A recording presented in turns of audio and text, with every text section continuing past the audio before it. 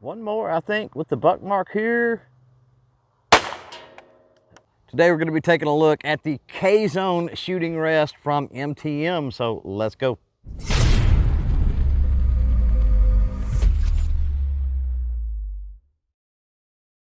What's up, crew? It's Chris from CloverTac. Welcome back to the channel. And quick question, do you use a shooting rest? If so, what kind, what brand, what type? Let us know down in the comments below. Now, if you haven't heard of the company MTM before, you've certainly seen their products. They make a ton of shooting sports related equipment. Pretty much all of it is plastic. This K-Zone rest, no different, with exception of some screws. It's all plastic, which makes it lightweight. Now, you may be thinking, well, how sturdy is it? We're going to find out without any weighted bags or anything just how well it might do. But I will say this, with this open area potentially in the back, the extended wing areas in the front, you could put some sandbags or some weighted bags on that if need be.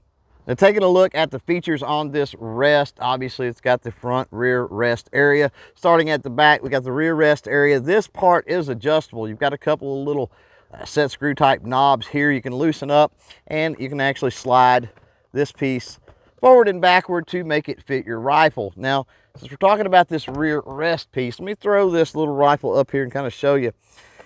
Depending on your stock, it does not fit super well in that rear rest groove. I think the reason for that is it's designed for, I guess, primarily for you to be behind the rifle at the time that the rifle is on the rest, and so you're holding on to it, you're making it steady. I wouldn't recommend just setting a rifle up here and leaving it, because wind blows, a little bit of movement, and it could fall off. You don't want that happening with your rifle, of course. Now, moving forward, we have a storage compartment right here.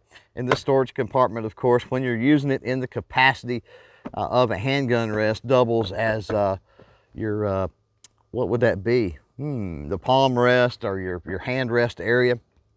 And then really the only adjustment other than sliding this back in and out is the front. It's got this big old gear and a lock screw. You loosen up on that lock screw and you can run that front up and down. Pretty coarse adjustment, but for most situations it's good enough. Now, I have found that running this up and down, depending on the rifle, the handgun you're using, it being plastic, there is some flex to this because it's plastic. So just keep that in mind, that it's not a competition grade rest by any means. That'll certainly get you done, if I can speak today, if you're talking about sighting in that hunting rifle or just plinking around.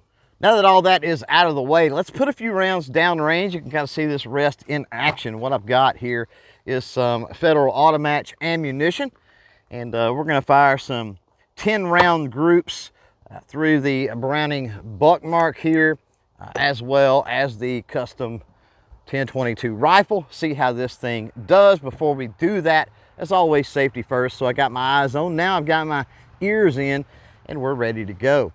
All right, I've got the magazines loaded up. We're going to start out with the buck mark. So I'm going to pull this rear piece off. We don't need that when the K-Zone rest here is in configuration mode for handguns.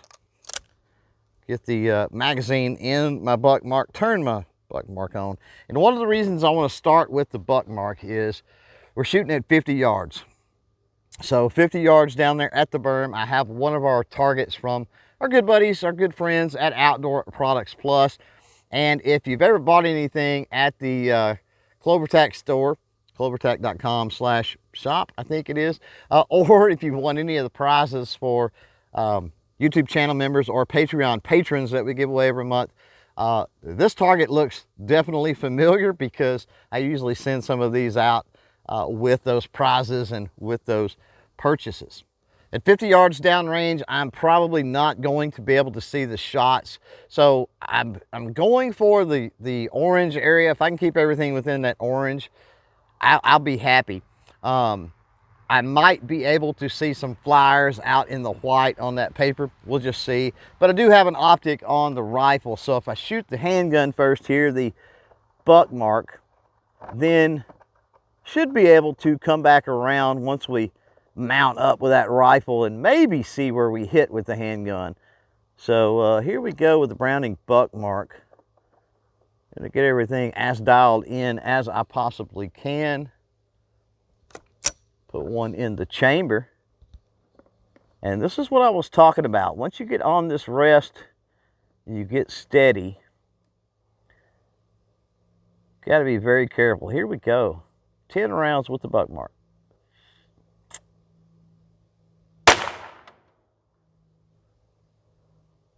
Don't see a flyer, so that's good.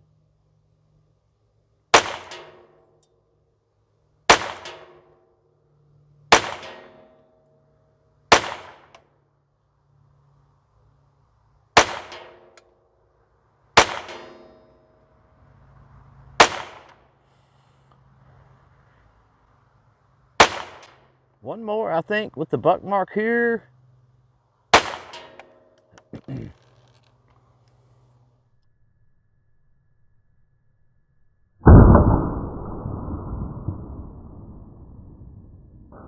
And I don't see anything on the white. Of course, I'll overlay the target on the screen there, so you guys out there in post-production video land will be able to tell what's going on before I can, but it looks like everything landed in the orange there. So let's get the rest put back together here.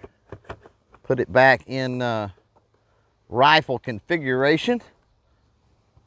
Yeah, you know what? I did. I'm looking at the shots with that buck mark. They're all in the orange. All right, here we go with the custom 1022, the Elite 22 here. 50 yards, 10 rounds. Did I charge it? Probably not. There we go.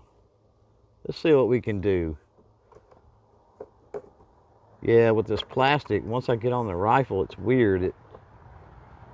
It moves on me. So you definitely got to wiggle things around, get in the right position, and be really, really still. Here we go. I am centered. Let's do it. Oh, yeah. Oh, yeah.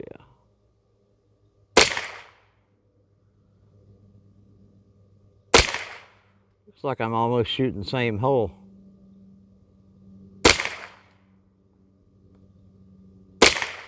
Which I would expect that out of this rifle, quite honestly. A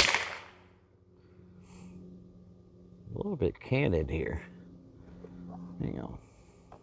It's going to screw up my, maybe not, my point of aim, point of impact, but yeah, still going good. And I lost count on the rounds, but we'll know when we get to click like that.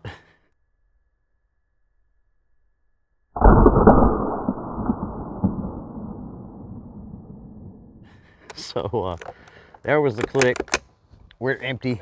So for a rest, for your first rest, especially it being a combo, rifle, handgun, probably not a terrible option. If you're looking for more videos here on the channel, well, I got you some stuff that is locked and loaded and ready to go. As for this one, we're done. So thanks for hanging out. Thanks for watching. And until next time, don't forget to chain fire freedom.